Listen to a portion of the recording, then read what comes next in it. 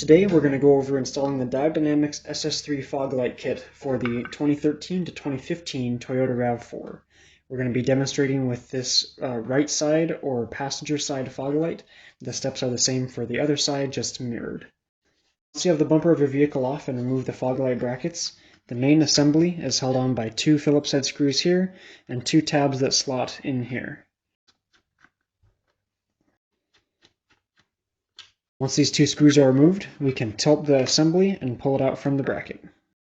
Next up, we're going to install the SS3 inside our custom bracket using the included screws and hardware.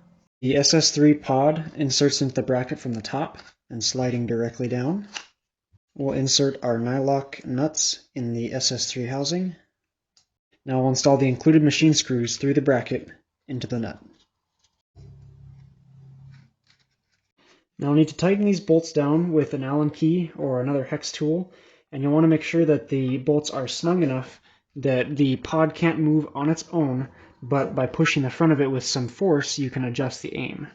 Now that our SS3 assembly is complete, let's install it back onto the factory bracket. We'll insert these tabs at an angle into the slots here, and use the factory Phillips screws to secure the side. With the screws tightened and the full kit in place, we can reinstall it onto the vehicle and adjust the aim. Remember, your bolts should be tight enough to hold the pod steady once it's aimed correctly, but with some force on the upper or lower sides of the lens, you can adjust it in the bracket to change where the beam shines. And that's all there is to it. Now our Diode Dynamics SS3s are mounted directly in place of the factory fog lights. The only electrical connection necessary is an H11 to DT2 pin or DT4 pin adapter, depending on whether your pods have a backlight feature or not.